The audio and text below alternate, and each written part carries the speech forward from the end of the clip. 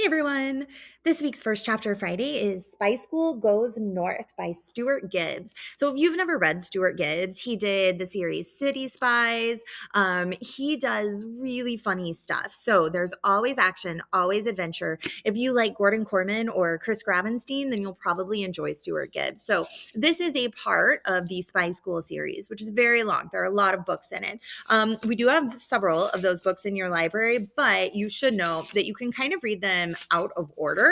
So you are getting just individual action adventure stories. So just as promised, it is in fact about a bunch of kids who are in spy school. So starting with chapter one. Chapter one is called Relocation.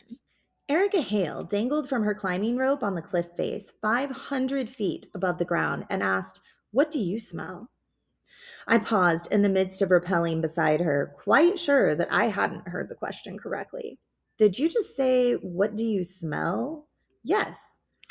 I glanced at the ground 50 stories below us and instantly regretted doing so. From that height, even the smallest trees look as puny as bonsai. Alarmed, I clutched the rock wall so tightly that my knuckles turned white. Meanwhile, Erica had a calm demeanor of someone sitting on a nice, comfy couch in a room full of throw pillows. "You don't need to hold on to the cliff like that. The friction of your rope and your belay device is strong enough to keep you from falling." "I know that," I said, "but I still feel safer holding on." "You're not safer. All you're going to do is tire yourself out, so just let go and relax." Erica kicked off the rock wall and swung out over the void, grinning like a toddler on a playground swing. Her rope groaned under her weight, as though it were thinking about snapping. Erica didn't seem the slightest bit concerned. She pendulumed back to the wall beside me, her boots thudding against the rock. A few pieces of stone flaked off and dropped down into the oblivion below us. Despite what Erica had just told me, I clutched the wall even tighter. "Could we please head down?" "Answer the question first." "What's the holdup down there?" a voice yelled, 40 feet above us. Zoe Zabel peered over the top of the cliff.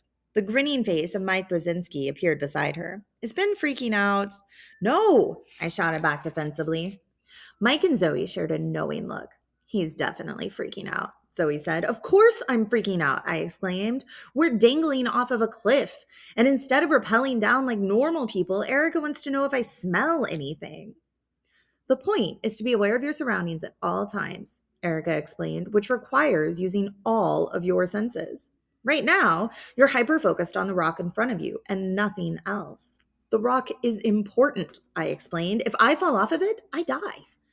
At the top of the cliff, Zoe sniffed the air. "I smell fear." "That's Ben," Erica said, which was true.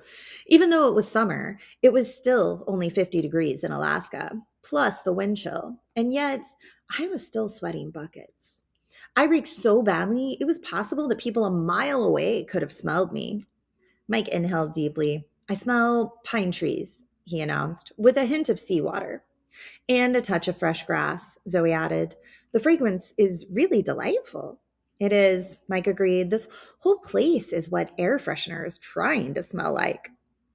And although they were perched at the top of an extremely tall cliff, neither of them seemed remotely worried or uneasy. I was the only one of the four of us with the common sense to be properly terrified about falling to my death. But it was evident that Erica wasn't going to let me descend until I answered her question, which meant that the longer I took, the longer I would spend hanging above the abyss. Despite my fear, I tentatively sniffed the air. Beyond my own body odor, I picked up the pine, seawater, and fresh grass that Mike and Zoe had mentioned, and other things as well. The gritty mineral aroma of the cliff, the hardy mulch scent of the forest floor, and a musty, earthy odor that I couldn't quite place, although something about it seemed important. So I used my other senses to figure out what it was. I pulled my gaze from the rock wall and realized that the view from my spot on the cliff was spectacular.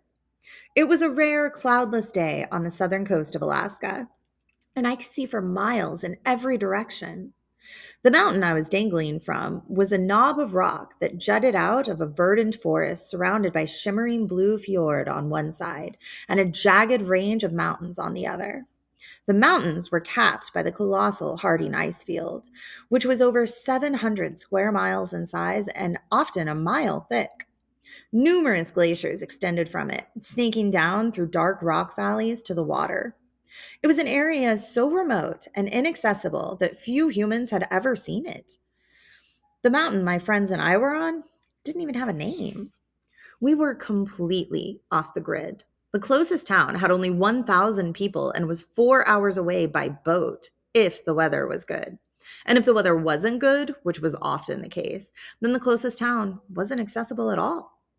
We were staying in a few rustic cabins tucked into the woods on the edge of a glacial lake set at the base of a mountain. I could see them below me, although from my height, they looked small as Monopoly houses.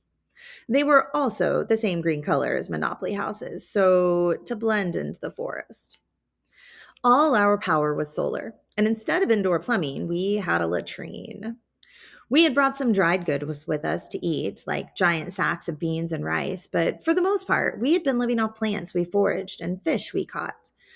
It was as though we had gone back in time. Until only a few weeks before, all of us had lived in a very different place, the Gothic campus of the CIA's Academy of Espionage in the heart of Washington, D.C. For the most of its history, the existence of spy school had been a secret. The campus even had an alias, St. Smithon's Science Academy for Boys and Girls. But the school's cover had been blown by a former student turned enemy agent named Murray Hill. Murray was my nemesis. I had thwarted several of his evil plans, and in retaliation, he put a price on my head and leaked the location of the academy to hundreds of assassins. As a result, the CIA had decided the entire training program was compromised, shut it down, and sent all of the students back to their normal lives, with 4 exceptions. Erica's grandfather, Cyrus Hale, was a highly respected spy who had proposed the solution to keep at least a fraction of the program going. Take a select group of students and spirit us away to an isolated location to continue our training, which Cyrus would personally oversee. The operation was so top secret that only a handful of people in the CIA even knew about it. Even our own principal didn't know, although, truth be told, our old principal hadn't really known anything. The reason that Erica, Zoe, Mike, and I had been chosen rather than anyone else was that each of us had been accidentally field tested. Normally, students weren't supposed to go on missions until they graduated the academy after 7 years of rigorous training.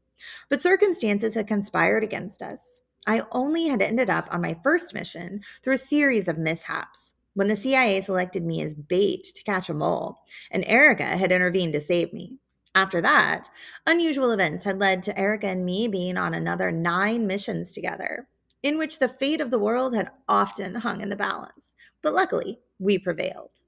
Okay, so that's not quite all of chapter 1, but chapter 1 happens to be really, really long in this book. So I'm going to summarize the rest of it, which is basically we finish rappelling down the mountain and then we discover that the guy that has all brought them there for their training camp has been kidnapped. And so the rest of this novel is these 6 kids in Alaska trying to find their teacher and continue their spy training. So lots of action adventure in this and a lot of humor along the way. So come by the library and check it out.